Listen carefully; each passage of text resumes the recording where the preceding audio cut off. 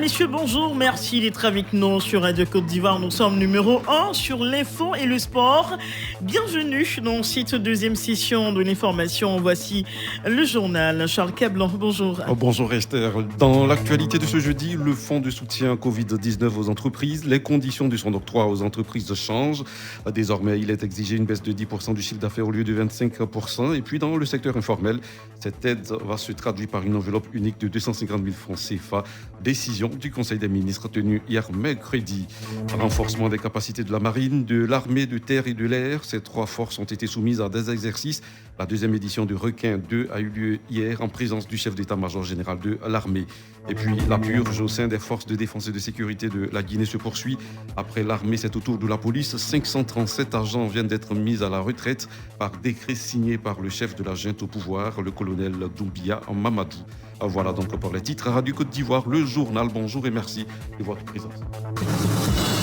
Le président de la République est depuis hier à Paris. Le chef de l'État va prendre part à partir de ce jeudi à la 4e édition du Forum de Paris sur la paix qui va donc se tenir du 11 au 13 novembre prochain sur l'invitation du président de la République française, son Excellence Emmanuel Macron. Ce forum vise à stimuler une reprise économique plus solide et plus inclusive en s'attaquant aux fractures qui minent la gouvernance mondiale, en proposant des initiatives pour mieux gérer les biens communs mondiaux et en mettant en avant de nouveaux principes d'action pour le monde post-Covid-19. Au cours de son séjour en France, le chef de l'État va participer le 12 novembre à la célébration du 75e anniversaire de l'UNESCO. Et en marge de ces rencontres, le chef de l'État aura des entretiens avec plusieurs de ses homologues et de nombreuses personnalités. Et puis avant de s'envoler pour la capitale française, le chef de l'État a présidé le Conseil des ministres. Le gouvernement qui a pris donc plusieurs décisions concernant le secteur privé impacté par la Covid-19. Le fonds de soutien financier aux entreprises dans le plan de riposte au coronavirus enregistre des changements. Il a été ainsi décidé de la baisse minimale du chiffre d'affaires dont est soumise des grandes sociétés qui passe de 25 à 10%. La subvention octroyée aux bénéficiaires du fonds d'appui aux acteurs du secteur informel a été uniformisée à 250 000 francs CFA pour toutes les petites entreprises.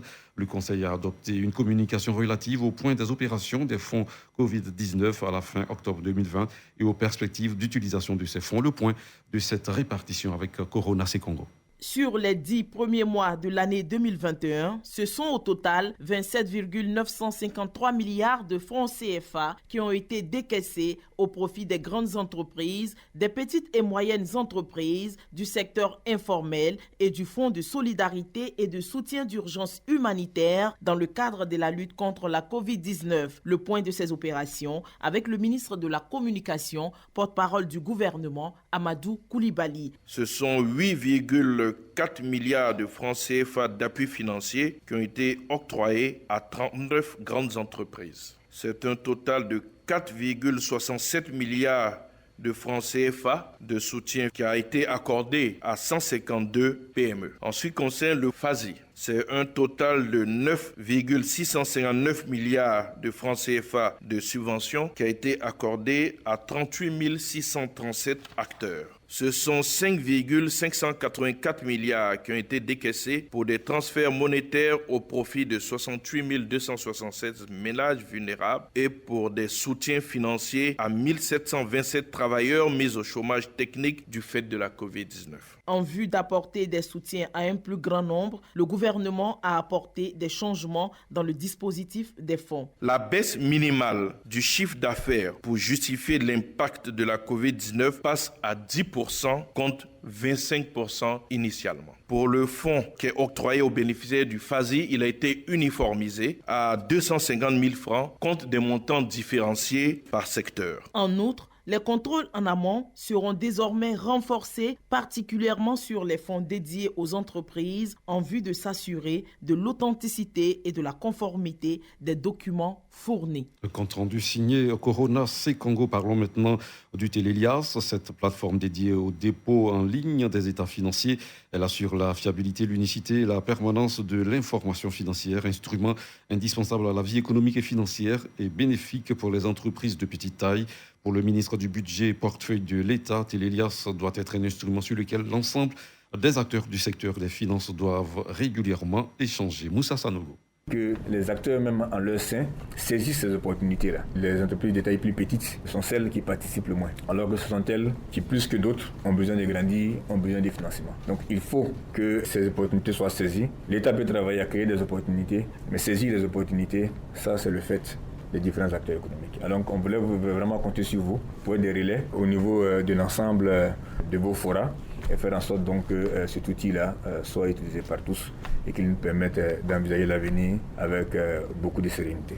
Deuxième édition de la manœuvre militaire Requin 2 en présence du chef d'État, major général de l'armée à la base navale. Un exercice qui vise à renforcer les capacités opérationnelles des forces spécialisées, notamment la marine, l'armée de terre et celle de l'air, par une intervention au cours d'une piraterie maritime et de prise d'otages sur la terre ferme. On en sait un peu plus avec Ange Quadio.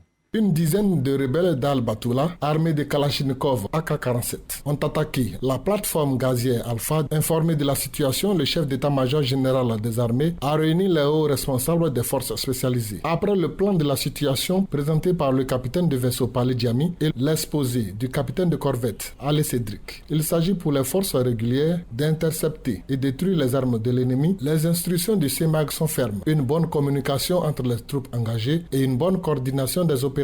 Après l'engagement de combat par 2 patrouilleurs, 4 rebelles qui réussissent à s'enfuir font 2 otages et se réfugient à l'hôtel Djoutou Bellevue. Un assaut des forces terrestres renforcé des forces spéciales neutralise les rebelles tout en libérant les 2 otages.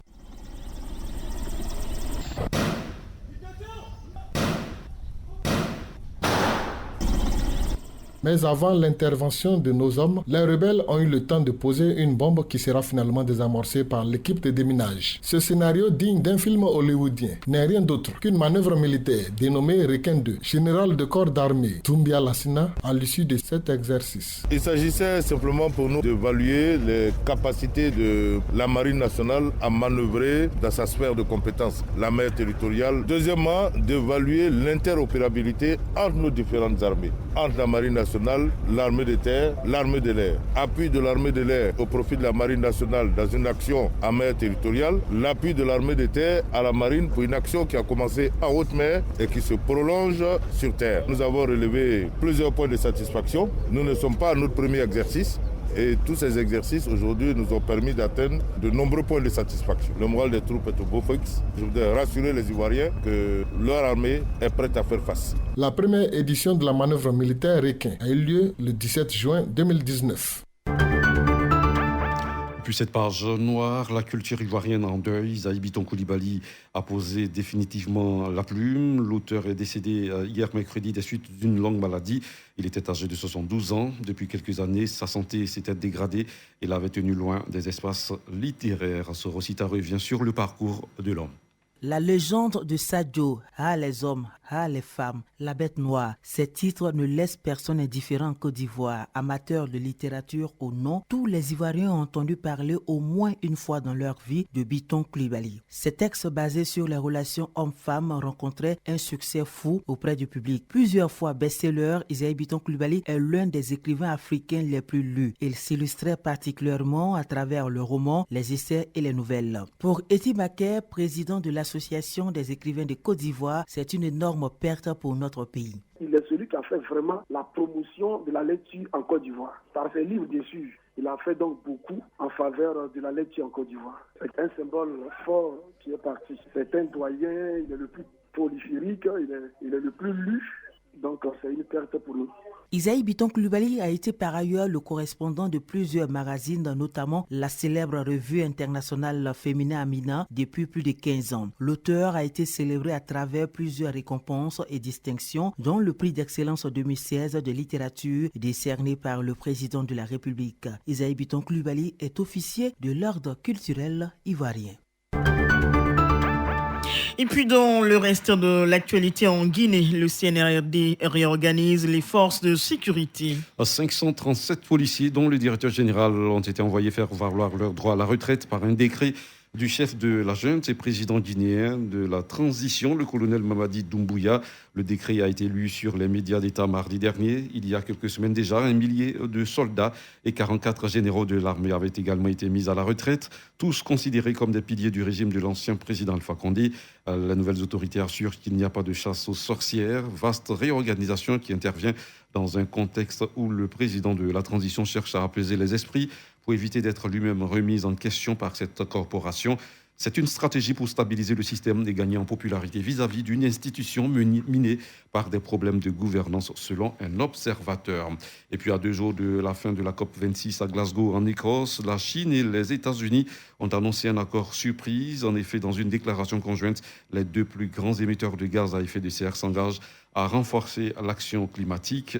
Les 2 principales puissances mondiales, puissances industrielles, s'engagent à faire davantage pour lutter contre les gaz à effet de serre. Les 2 rivaux pour l'hégémonie mondiale s'engagent par ailleurs à tout faire pour que le rendez-vous de Glasgow trouve une issue ambitieuse, équilibrée et inclusive sur l'atténuation des émissions. Fin de ce journal. Principale information à retenir, le fonds de soutien Covid-19 aux entreprises, les conditions de son octroi changent. Désormais, il est exigé une baisse de 10% du chiffre d'affaires au lieu de 25%. Et puis dans le secteur informel, cette aide va se traduire par une enveloppe unique de 250 000 francs CFA. Décision du Conseil des ministres tenue hier mercredi au Palais présidentiel. Merci à vous, Charles Cablan. On pourrait remarquer que la disparition de l'écrivain Isaïe Biton Coulibaly vous a touché particulièrement. Vous avez certainement lu certaines de ses œuvres. Ah, les femmes. Ah, les femmes. Je m'attendais à Ah, les femmes. De parcourir un peu la trajectoire et la dimension de la femme, de comprendre un peu ce être un peu bizarre. Beaucoup de regrets pour tous les Ivoiriens, n'est-ce pas? Beaucoup de regrets, oui. Éthique Maquet parlait tout à l'heure de celui qui a initié la lecture, qui a donné le goût de la lecture. De la lecture. Ces œuvres étaient très faciles à lire, accessibles à tous. Absolument, absolument. Fasciné et encore fasciné par la légende de Sadio. Merci à vous, Charles Cablan. On vous retrouve à 8h. Madame, Messieurs, la 6e édition de l'Adaye Kessié s'est refermée récemment dans le nord-est de la Côte d'Ivoire. Un festival qui marque la fin des fêtes de l'Igname dans les différents villages du royaume Bran. Cette année, l'Adaye Kessié a enregistré la présence du Premier ministre ainsi que d'autres personnalités d'ailleurs. Comment est né l'Adaye Kessié ? Que renferme donc ce patrimoine culturel? L'Adaye Kessié en Pays Bran, un dossier de Nadège Kofi. Le dossier de la rédaction. Les Brons, ou si vous voulez les Abrons, appelés à l'origine Kouifor, immigrent jusqu'à leur installation actuelle au nord-est de la Côte d'Ivoire. Une décision qui fait suite aux incessantes querelles et guerres avec leurs frères Ashanti. Dans leur quête de tranquillité, les fuyards sont confrontés à la faim et là, le chasseur du roi découvre l'igname, un tubercule jusque-là inconnu d'eux.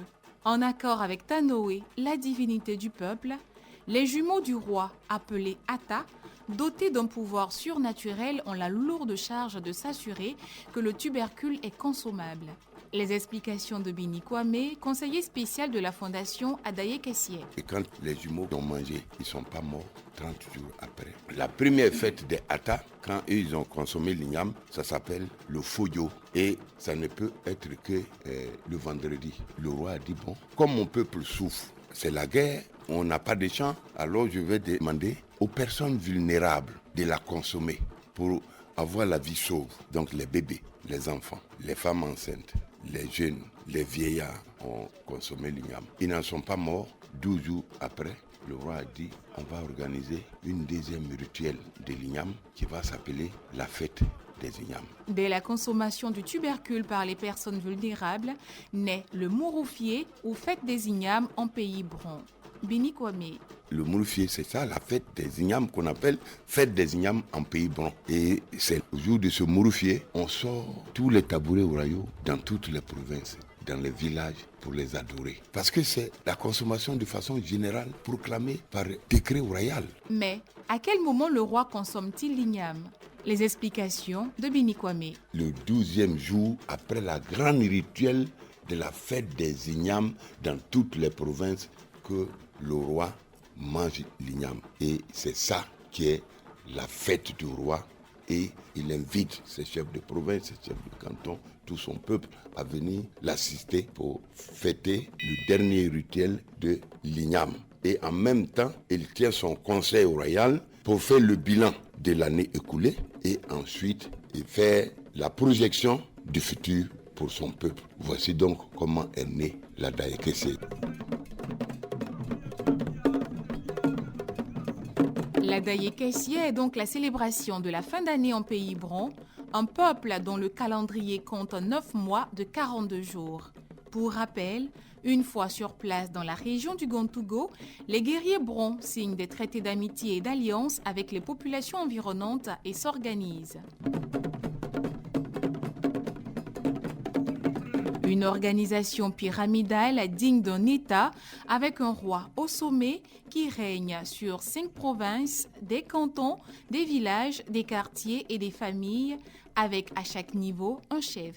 Le jour donc de l'Adaye, c'est la grande parade du roi des Brons et des chefs des 5 provinces du royaume sur des palanquins.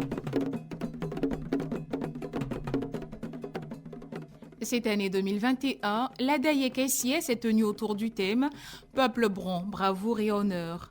Une occasion de commémorer les morts tombés au combat pour libérer la France lors de la Première Guerre mondiale.